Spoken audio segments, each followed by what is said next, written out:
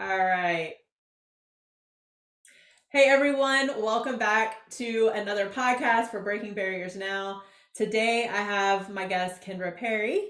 She is joining me from British Columbia, which is way on the other side of where I'm located, which is in Florida. We talked about that. Um, but Kendra is actually doing some really amazing things. Tons of alignment here. I'm really grateful that you took the time out to come on here today. But she actually helps health coaches build their businesses. So one of the things that I shared with her is, I mentor other coaches as well. I just started that, so definitely looking for future collaboration and you know whatever we can provide for each other to support one another. But welcome, Kendra. I really appreciate it. Yeah, thank you for having me. I'm excited to be here. Definitely, definitely. All right. So one of the things that I said earlier, because I've read what you gave me and provided for me, and your backstory is definitely going to be of interest, I think, to a lot of people. And it's something that I can definitely relate to when it comes to nutrition and disease. That's how I started everything as well. And so I'm really interested in having you share, a little bit about your upbringing, your backstory, and what got you into doing what you're doing now. Yeah, so I guess we'll go back to my upbringing. So I was raised in Ottawa, just outside Ottawa, Ontario. That Okay. is the capital of Canada, not Toronto. It's Ottawa. Most Americans don't know that. but Well, see, you guys, we've already learned something new today. anyways, I grew up in a like not even a small town, like it was like essentially a county about 45 minutes west of Ottawa. Very kind of like dreamy childhood in a way. Like I grew up on the Ottawa River. We had waterfront property. The Ottawa River is about where I grew up, about a mile across. So it was very much like a lake, and it was kind of cottage country. So in the winter, there was nothing going on. Like it was super dead. No one was around. All our neighbors were cottagers. But in the summer, it was so fun because all the kids would come for their summer holidays, and we would swim and we would sail and we would have campfires every night. We'd play capture the flag and kick the bucket and like all these crazy games. And I think growing up, I didn't really appreciate it. I was like, oh, this is just how everyone is, kind of resented the fact that we lived in the country and I couldn't just walk places and that sort of thing. So now I'm incredibly grateful for it. But I grew up in a very active family. My parents actually met on a canoe trip, and we grew up canoeing, and we were big skiers. In high school, I competed for the Ontario Mogul team and competed nationally and internationally for moguls and big air and half pipe competitions. Way back when the skill level was quite low. I just want to like preface that, like it seems You're so badass, funny. but if you look at like my competition runs from like 2003, like it is nothing like what women do these days in like the half pipe. Like But it's that's very still an different, you know? achievement. Oh, Don't ever definitely. discard your achievements. I still think Definitely. it's awesome. Yeah, 100%. I was sort of on like the forefront of that sport, but That's good. I've always been kind of really active and that sort of thing. But after growing up in this kind of like boon town, I just wanted to go to the city. So as soon as I graduated high school, I moved to Calgary, Alberta, and I went to university there, and I just like lived it up city style. And that was great. Had a lot of fun doing that. And about 2 years in, I was like, oh man, the city kind of sucks in the summer. There's like not much going on. And like I Oh miss wow. like nature and all of that. So I ended up getting a job, and I believe my mom was the one who suggested it for me, but I got a job planting trees. And this is a job where you essentially get paid per tree, and you have these 3 sacks around your waist, and you carry like up to 100 trees. It's like I don't even know how many pounds, but What at in the least like world? 50 pounds. Yeah, I know, it's crazy. And then you have a shovel, and you just like bend over and plant trees for like 15 cents or 20 cents or something like that. And you just like work so hard. And it was honestly, I know it sounds weird, but it was so fun. And it was like one of my best summers of my life. And I was like up in this really crap, like northern town in British Columbia, just like living it up, making all this money, like going to hotels and clubs on the weekend, just having such a fun time. And that's actually what kind of dipped me into forestry, which is the career I ended up pursuing out of university. And, speaking of entrepreneurship, I do believe that I was always meant to be an entrepreneur, but as I'm sure you know, it was never really presented to us Right. in high school, right? Yeah. Like I don't think anyone They teach even us talked about it. they and I have a one of my mentors, we talk about this as well because this is something that he talks about a lot where he teaches people how to develop that entrepreneur, be an owner, right? So we Yeah. talked about, the systems and how we are brought up to follow a system, right? Yeah. Like pass Hmm. or fail, or your achievements are based on a grade, or and then you get out of high school and you're supposed to go to college, like those Yeah. systems they never teach us. And I went to business school, I don't know about you, but it's like even in business school they didn't teach me how to be an entrepreneur. Oh, that's so interesting. Yeah, no, I ended up, I think I started in kinesiology and then I ended up in political science. And then I think I went to environmental science and I think I graduated with geography.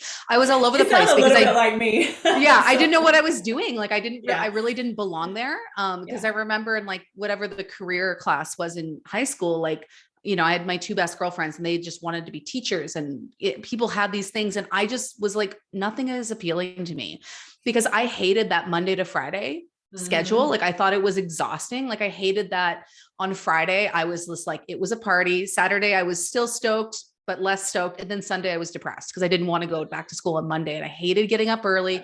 And so I was just like, okay, so this sucks. I'm supposed to choose a career and then just do this Right. forever. Like it Yeah. just nothing appealed to me. And what I originally tried to go to university for was actually outdoor adventure, funny enough. But the program that I was supposed to get into, they ended up canceling it and pushing it over to a college. But of course, those were the days where like college was, it's different in the States, but in Canada, I we was have gonna like ask about university. that. Okay, because you were Yeah, we saying have like university and university, which college, is and we kind of, academic. yeah, Yeah, we make it the same university. thing. Exactly. So university is like academic and college is more like trades. And we Ah, okay. really look down on college. Like, I don't know why we're like, that's for the stupid kids, which net looking back now, I'm like, no, that's for the kids who are actually making money now. But you know what? And I've talked about this with other people too, where it's like that's actually the way to go these days. Because It yeah, is. it's like, it's go to college, we call it college, right? Like Yeah. university, it's the same thing. But then there's the trade schools, and that Yeah. it sounds like it's the same thing as far as like the college was like prestigious, except for you, it Mm, was university, right? And then the yeah. trade school or the college for you was like, oh, that's just the other thing. But that's actually where the people are they're making the most money because they're doing what they love and they didn't have to go to school for 4 years to start doing it. So they're starting earlier, right? Like, Exactly. And a lot of them are becoming entrepreneurs, right? So yes. it got pushed over to this college and I was just like, no, I can't go to college. So that's why I ended up, and I mean, really, what would have a degree or a diploma in outdoor adventure have done for me? Really, I just wanted to be outside, I just was like, I don't want to do something like shitty. So I ended up, just kind of bouncing around university, not really understanding what I was doing. And when I graduated, I just ended up going into forestry because that's what I had been doing in the summers. And, I dropped out a few times and kind of done forestry and gone traveling. So I was just like, okay, I'm just going to stay in forestry. So I ended up, continuing to plant trees. I spent a few summers working for the government fighting wildfires, which was interesting.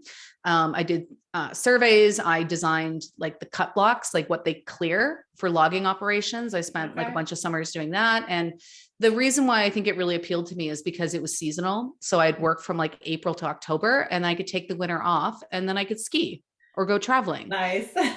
which was great. And so that's what attracted me to the town that I live in. It's a town that I, as a kid, came to a few times, and it's a very cool little place. Like for a small town, it's got a lot of energy. There's a lot of arts. There's a lot going on. We have like amazing restaurants, and it's just beautiful for mountains and outdoor sports. And I had a couple friends here. This was back in 2010. So I was like, oh, I'm just going to go there and like do a ski season. And then I sort of fell in love, and that's why I'm still here. But that first year that I had a season's pass at the ski hill, I was approached by this guy, and he knew a friend of mine from university, and he was just like, hey, like, you're a really good skier. Do you want to be in photos and movies? And I was like, yeah. Like, okay, that What sounds kind of so question is amazing. that, right? Like, stupid Sure. question. Yes. And so that winter, I kind of, at that point, and I'd wanted to go to the Olympics for skiing in high school. And I always wanted to kind of maybe make a career out of skiing. I did get really burnt out. So I did take a few years off after high school because I was just didn't want to do it. But then I was kind of like, okay, like I could get paid to ski and I could travel the world and get paid to ski and go on these trips and live this super glamorous lifestyle. And that's kind of what I started envisioning for myself. So I was essentially shooting with any photographer who would shoot with me. And I was spending a lot of my winter like pushing my our skill level harder and harder. And at the end of that winter, I jumped off a cliff and I injured my knee and ended up needing reconstructive surgery. And yeah, and it was rough from a lot of ways. And this kind of plays into like the health stuff because up until that point, I'd been having some health issues. Mostly I'd been suffering with acne. And that's actually what kind of started to get me interested in alternative health. Because when I went to the doctor, they were like, take birth control pills, take Accutane, like take antibiotics. And I was just like, this just doesn't seem right. Like it doesn't seem right that my skin would break out like this. So I'd already been pretty interested in that stuff. And that just kind of spoke to the fact that I did have a lot of these underlying issues in my body. And like we talked about before, I was really good at suppressing emotions. I also wasn't taught to express my emotions. I was called a drama queen, like, you're okay, you're fine, like calm down, all of that stuff. Right. So I think that stuff also played into it. And so I went through this really difficult time where I couldn't work and I couldn't ski. My whole identity was tied up into skiing. So that was rough. And I ended up on medical unemployment and having to collect that from the government because I couldn't work and I just didn't know what to do with myself. And it took a while for me to get a diagnosis for the knee. So it was just like, it was a long time before I even got surgery. Medical system in Canada isn't as all it's cracked up to be. You wait a long time for something like a surgery or an MRI. So I was pretty lost. And what I ended up doing was starting a health blog because I needed something to do. I was so bored. So I started a blog and I just started writing articles every day because I liked to write and I liked health. So that's kind of how I started. To write too. That's awesome. Yeah. And so I kind of was like, well, okay, this is something to do. But then I ended up getting the surgery and the surgery seemed to trigger something in my body because about, 6 to 8 weeks after the surgery, I just stopped sleeping. And ended up with this really chronic insomnia. It's like one night I just couldn't sleep all night. And that went on for years. And I really quickly watched my health decline at that point. Cause when you're not sleeping, like it doesn't matter what else you're doing. Yeah. That's why that's one of the things that I have to talk to people about. And I'm sure you see this too, where it's like, the stress and the lack of sleep are the easiest ways to take us to the hospital. It's like we don't realize 100%. just how important those things are to our lives. So, but you said that went on for years. Like, how did you operate in that? Yeah. Well, I didn't. I just sort of like I pushed through, like I kind of muscled my way through. And, I was really perplexed by it because at that point in my life, I had been eating incredibly healthy. I'd given up drinking. I'd started to wind down my partying. Like I was really making health a priority.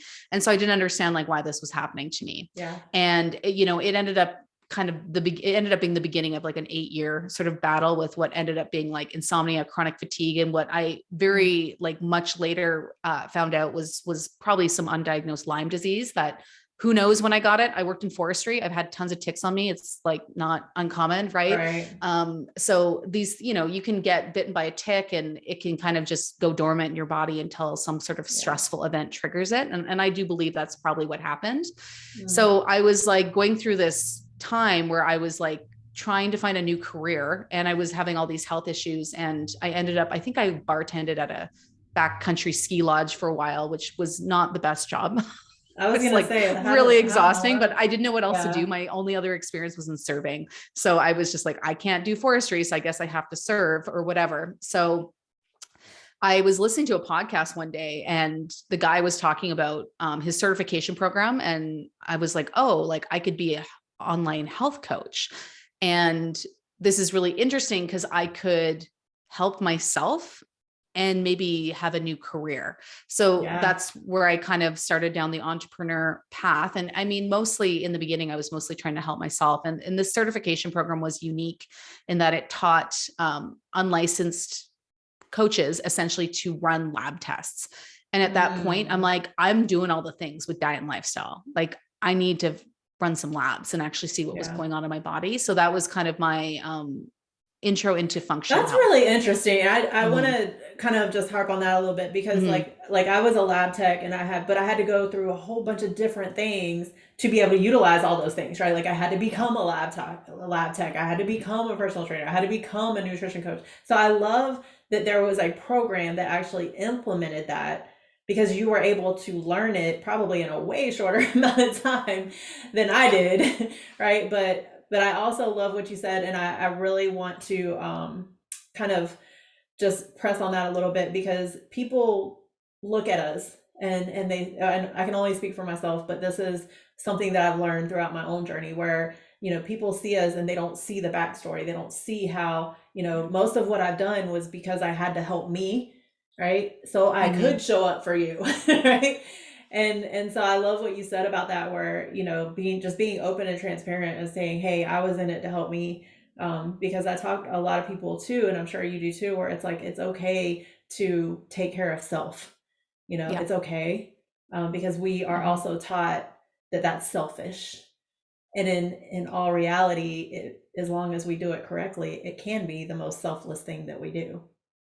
Yeah, I totally agree. And I mean, just where I was at that point, like I was just like not operational, Yeah. and I was just tired all the time. And, I wasn't able to do the sports that I wanted to do. Like I'm an outdoor enthusiast. I Mm-hmm. mountain bike, I ski, I hike. And yeah. And then I was simultaneously starting a business at the same Yeah. time. So it was interesting. And, but the nice thing is like, being your own boss, I could just kind of make my own schedule. So I kind of Yeah. just, when I needed to sleep, I would sleep, or I needed to rest, I would rest. And so I think it was actually probably the best thing for me at that time.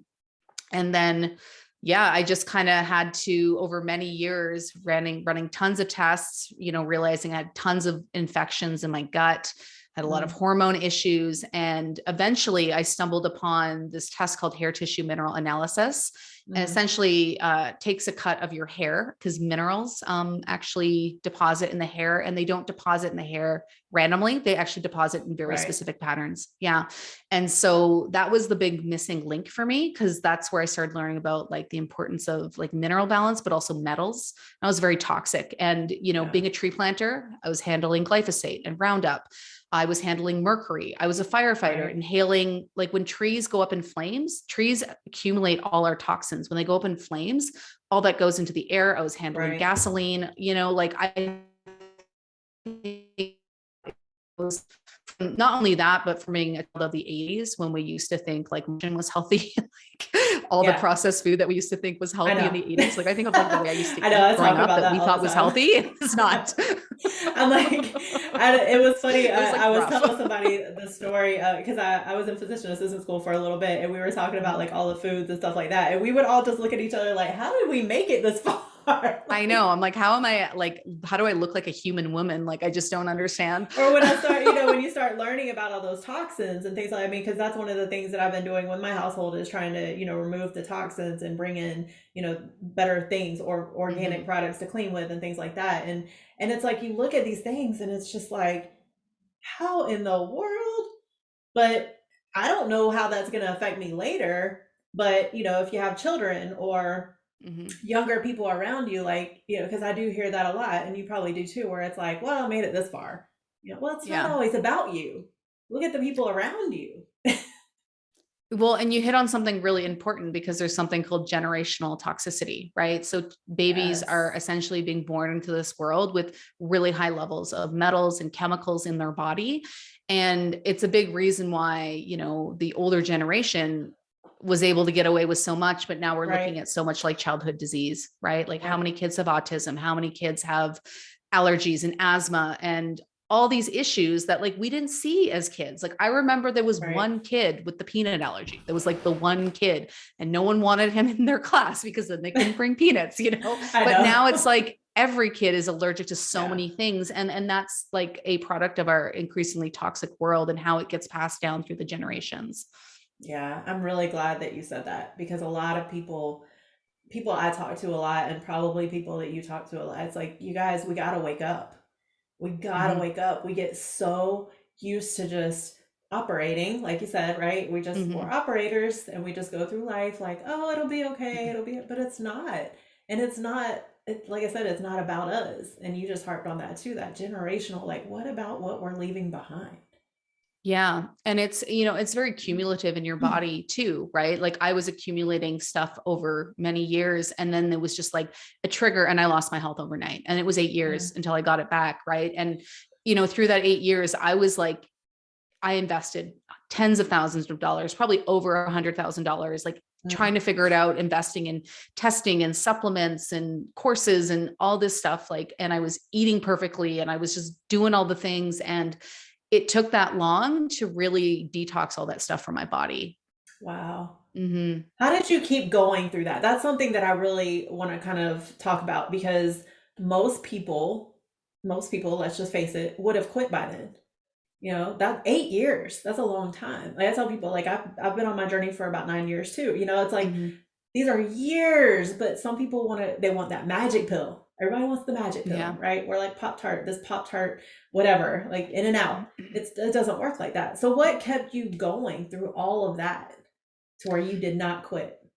Yeah, I mean, honestly, it was really hard. And I went through phases where I did give up and I just said fuck it for a while and just didn't think about it. And then kind of came back around. And I was always kind of forced to keep going because I just felt so horrible. Like I was so tired and I just didn't feel like I was truly like living my life Yeah, to its fullest because yeah, I just wasn't, you know, I'd go hiking, I'd go biking, but it was like so exhausting and I would just feel so crushed afterwards. And, you know, I live in a very active town. So the people right. here are very fit. So I never felt like I could keep up. And, you know, Yeah.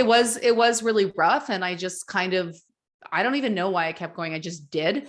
And I think it was helpful that my business did really well. My business really did take off as a health coach. And so I was able to finance it, which is really Mm, important because the stuff wasn't yes. cheap.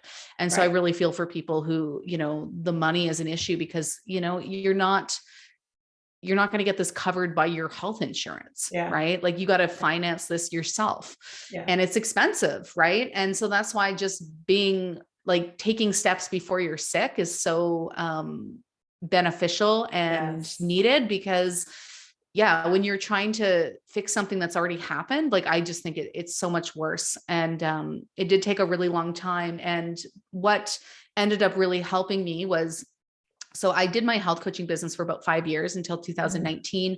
And I was just so burnt out at that point because I was like obsessing over my own health and then trying to all that I was working with. And Mhm. I just kind of got burnt out. And I was like, you know what? Like, I need to do something else because, like, I just need a break from this. So I ended up transitioning into business coaching because at that point, like, I was really realizing that I loved the kind of like the tech and the strategy and like the business side of running a Okay. business. And it was funny because there was a woman that I was following on Instagram who had also been a health coach and she made the transition and all I felt was extreme jealousy. And that was a sign to me that like, oh, I think I'm jealous because I want to be doing what she's doing and there's no Right. reason why I can't. Right. So I decided to make the transition. I stopped health coaching and then I hired my own health coach, which was I was like, I don't want to figure this out on my own anymore. Like Yeah. this is exhausting. So I just took a kind of a big step back from it and I hired a functional medicine doctor, health coach, and he was fantastic. And he specialized in fatigue and Lyme and kind of all these really kind of cellular stealth infections. And that's where we ended up finding the Lyme. And I sort of followed his, I'm still working with him, but I actually have an appointment in a couple of weeks and I'm complete. So I think that'll be the end. And, you know, That's I think awesome. just being able to take a step back, because when you're looking at your own stuff, this is true for business and health, like you're really Mhm. close to it and it's really hard to get an objective view of things Yes. and not to spiral. So I Yes. think it was really helpful for me to just, you know, have my own coach. And I think it's important for both like health and business, like have your own coach. Yeah. No, I Mhm. definitely agree, and it's something I tell people too. It's, you know, mentors have mentors. Like, yes, I love Yeah. to mentor and speak life into people and help other coaches build their businesses and things like that. But I also have to have people on, you know, on my back end who are helping Mhm. me when I want to quit. You know, because we're all human at the end of the day. It's like this is Mhm. not an easy journey. As I tell people, like, Hmm. and we see those, the pictures of like the health journey and the entrepreneurship journey, right? It's like, it's Yeah. never linear. It's never Yeah. linear. So it's Hmm. interesting. I think it's so interesting how you and I both kind of become entrepreneurs and health, right? Like it's, Yeah. but the journey is similar. And maybe that's why there's some of us who are just cut out for it, right? Yeah. Where it's just like, we already know that it's not going to be perfect. It's not going to always be easy. But as long as we continue, that's where we can get to that aha moment, like, oh, this is what I'm meant to be doing. Yeah. So yeah, thank you for sharing that. Yeah, no problem. Absolutely. Yeah, it's definitely not linear. It was all over the place, and it was like Yeah. interesting to build a business while I was going through this health crisis. But I think in a lot of ways, it maybe kept me a bit distracted in a good way because I just, I could always like lie on the couch with my laptop on my lap and just do things, right? Versus Yeah. like having to go to work in forestry where you work 7 to 5 Monday through Friday, and you're hiking through the bush, and it's not on trails. Like you're literally walking through thorns and bushes and like falling on your face. That's what Yeah. you're doing all day. And it's Oh my snowing God. on you, and it's like there's bugs and there's bears and like whatever, it's like to Yeah. me, like the online business was easier than that. That's, So I was and I've like, been I've been in one of those jobs too. So yeah, I think yeah. when you've been like, like I had an outdoors job that I Mhm. worked in for almost 14 years. It's like when you've been in the snow and the ice and the whatever, and you've done this and that, and it's like, okay, this is not as hard as that, right? Yeah. You have- Totally. And just honestly, like I always conflicted with authority, and I've been fired from a ton of jobs, especially serving jobs. And I've left on bad terms for a lot of like the companies that I've worked with because I Oh just wow. don't think I'm employable. Like I need to be in charge because I just don't like being told what to do, even when it's Yeah. reasonable. And I hate when things are inefficient, and I hate, when I can't just fix things at my own will. Yeah. So, I think for me, just like not having to live my life by someone else's like rules and format is Yeah. again way easier than getting a job. Yeah. Well, and it's that not conforming. I tell people, I'm like, I don't even know how to made it in the military as long as I did, to be honest. Hmm. But there's a scripture in the Bible that even says that, like, do not conform to this world, but be transformed by the renewing of your mind. Like we learn new things. Hmm. Like for it sounds like for you, and then for me, it was like there's got to be a better way. There's got to Hmm. be a better way. So that's what's kept me going. And it sounds like that was it for you too, where it's just like this can't be it, and that's what I tell people too. It's like, yeah, it's funny. I have a 12-year-old, and I say, yeah, if you don't want to listen to authority, you might want to learn this business stuff, right? Yeah. And that's the thing. It's I one of the things that I used to tell some of the people that were when I was in the military, some of the guys that I worked with, and I would just be like, well, I can play the game, right? I can play the game. I can play it, but I don't like Mhm. to. Like, I don't enjoy that. Yeah. so so yeah, it's definitely I think that is something that we have to become aware of is, do I really want to listen to somebody else tell me what to do? I don't. I've been there, done that. I don't want to do that anymore. So what can I do to Yeah, not have to do totally. that? Yeah. And what always used to get me was like, so I can never do anything on a Wednesday afternoon. Like, what if there's something happening that I want to do on a Wednesday? I could just never Yes. go because I'm always working. Like, I just Yeah. could not get over that. And I mean, it's the schedule flexibility that is like the reason why I do this because, I'm a big avid skier. Like I run my schedule by the weather. If it's going to snow one week and I'm going to have to be up early and hit the pow days at the ski hill like every morning, then I will. Yeah. And I'll just like stack it up, do more work the next week or something like that. And same Yeah. thing in summer. Like if it's raining for a week, then I'll just crush work, get stuff done, and then, go to the beach the next week. Like I don't Yeah. like routine, and I don't have a regular routine. And it's funny because people are Yeah. always ask me, they're like, what's your routine? Like, I'm like, there's no schedule, there's no routine. It's just kind of all over the place. And I love Oh that. wow. Yeah. Well, see, I yeah. Oof. I do love that. Mhm. But I had to learn, and this was so my daughter, that 2017, she got diagnosed with ADHD. Mm. Well, while we were kind of going through that journey of like how I could help her with, staying on a routine and stuff like that, because Mhm. she was 7, I learned that I was undiagnosed. Yeah. Like, so I love to be all over the place. I don't like routine, but I have to have some kind of routine or else I'm not going to be able to get anything done. So Yeah. I'm kind of one of those people that I have to. So I actually do include time management and routines, teaching people. And I tell people, like, you don't have to do what I do, right? Like, Hmm. not everything's going to work for everybody, but these are just tools. And, for somebody, I think that's funny how you said that, because I was just sitting here thinking, like, yeah, I don't really like the same thing either, but boy, do I need it sometimes. Yeah. And well, that's the thing is everyone's different and everyone can do things differently. Some Yeah. people really thrive on the structure. And I think people who, especially who come from corporate and then try to start a business where they suffer is like, there is no structure and There's they no, are that their was own boss me. and no one's keeping them So, accountable. Whereas like, I just like naturally like love to work. And so I almost have to, if I give myself structure, I'll just work too much. I love how So, you said that though, because that actually just gave me a really good perspective on that, mhm, because a lot of people do operate off of routines, and like you just said, like I came out of the military, yeah, we had a mhm, structure, and like you said, the corporate world, like there is that structure. So that's interesting to me, because I'm like, how do people operate without a structure, like without some I kind of know. routine? And now I know, because you're one of them. So you do very well, so that's good.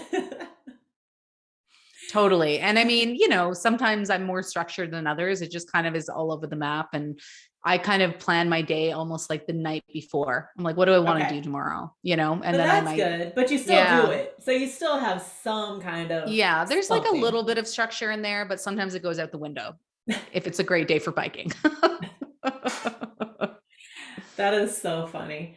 Um, I want to kind of backtrack just a little bit, because that's how we talked a little bit about the premise behind the podcast, and how Mhm, it's here to, the mission is to save lives and to share these difficult stories, to let people, mhm. because everybody sees the highlight reels, right? Like, we Yeah. can sit here and talk about the highlights, but I want to kind of backtrack just a little bit and talk a little bit more about that journey of those 8 years, just a little bit more, because Hmm. I don't want to just go by it so fast that people miss that part. Because I think that's probably what made you who you are, right? Hmm. Like, that was the struggle part. That was the part that was just like probably the hardest. So, if you will, if you can think back, like, what did your probably most difficult day look like during that time?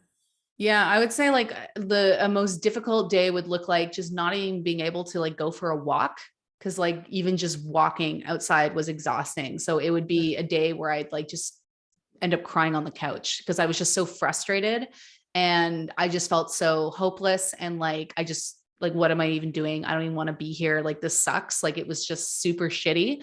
And yeah, and then I would say also just being awake all night incredibly exhausted, which is crazy making.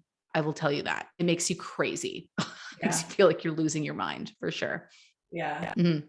So, what was your actual, like, aha moment? Like, do you remember the moment where it was just like, okay, I can't do this anymore?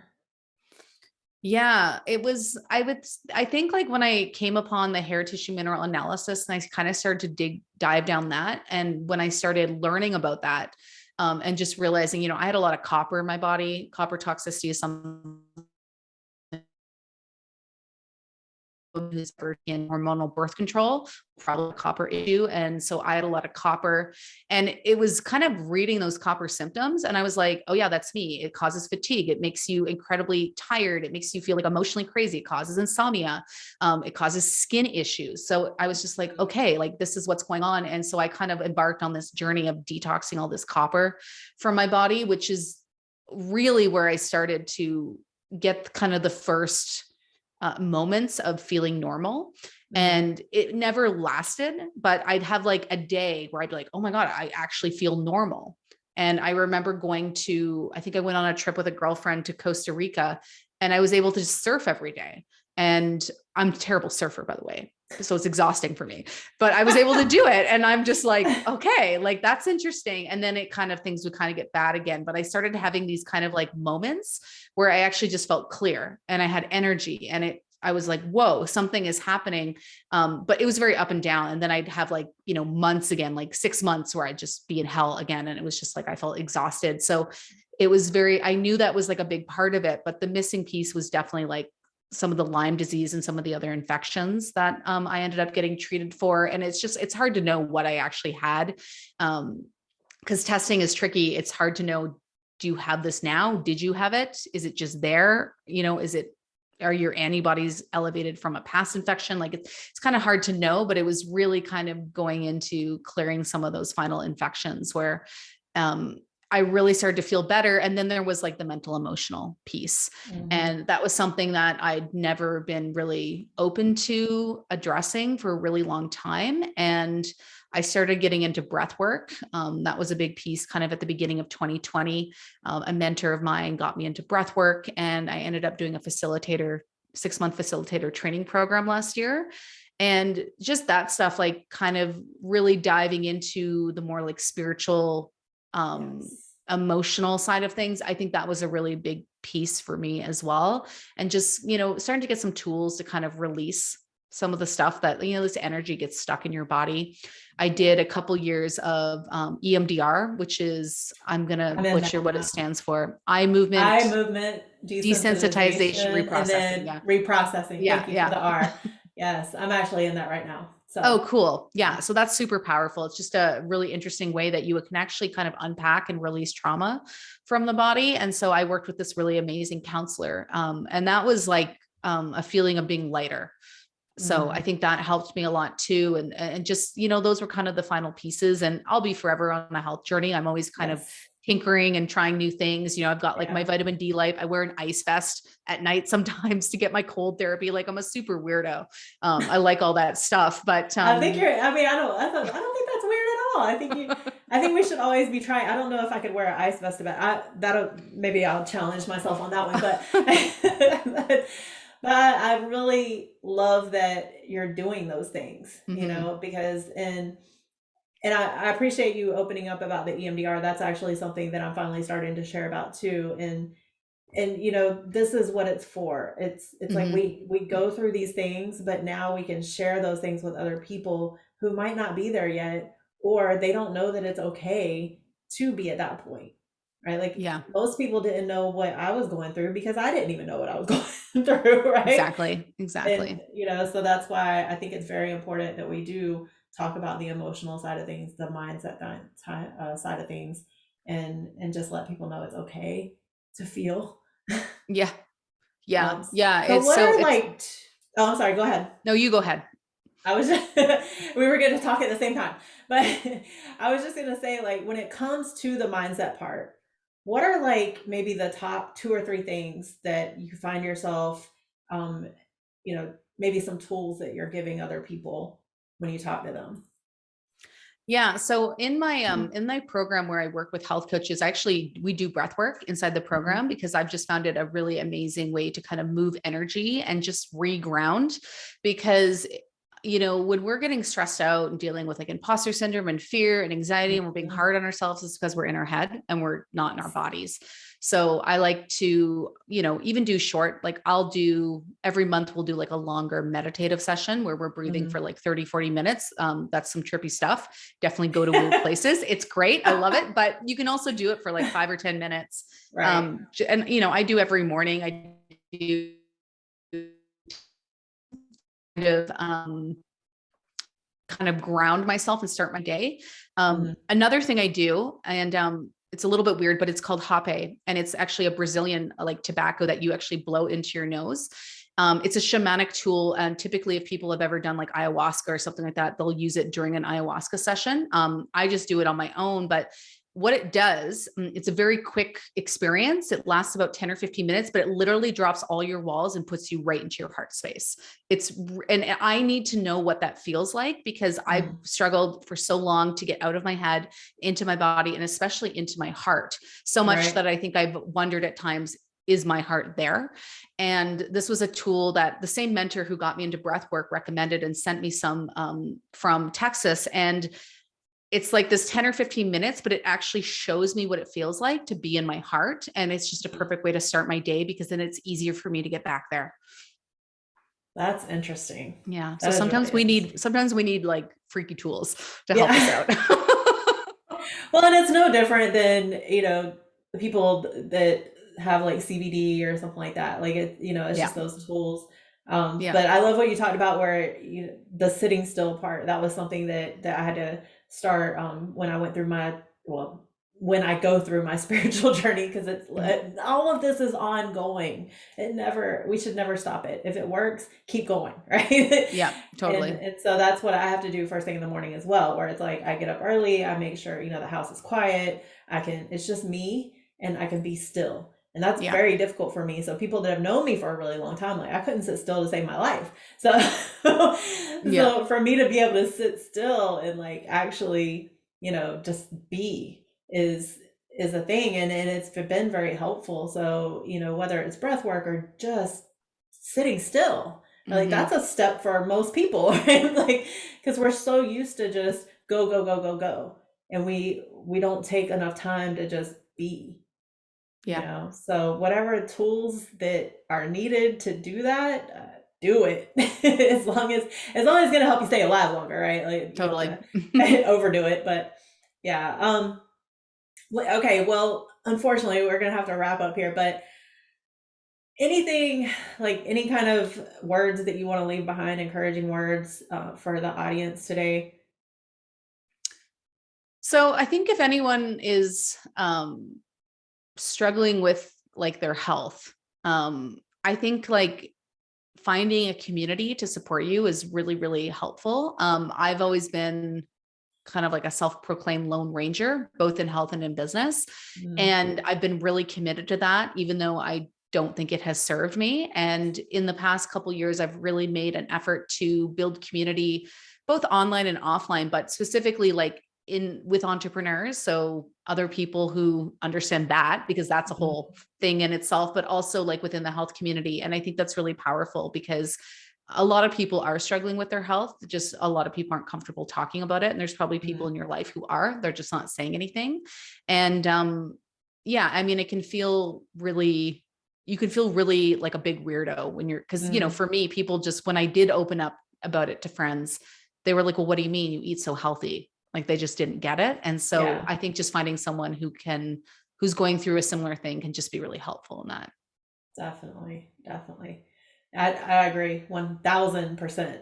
Right? Hmm. Like, there's power in community. Yeah. Like I use a platform called Convene Communities, and that's what we're doing. We're building communities. It's Hmm.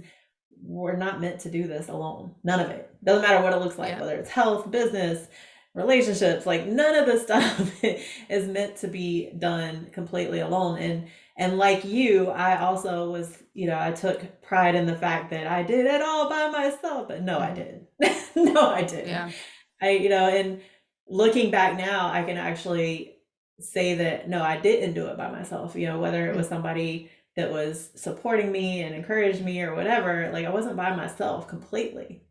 But it took me Yeah. a really long time to accept not being by myself. Yeah. And so that's why I think you and I can probably relate to a different crowd of people where it's like, we were okay with being by ourselves too, but now we know, like you said, that wasn't serving us like it needed to Yeah. be. And Totally. so we can actually relate to people on a different level when we're able to share that. So thank you for that. Yeah. No worries. How can people reach you? Best to connect with me is probably Instagram. That's where I hang out. My handle is at Kendra Perry Inc.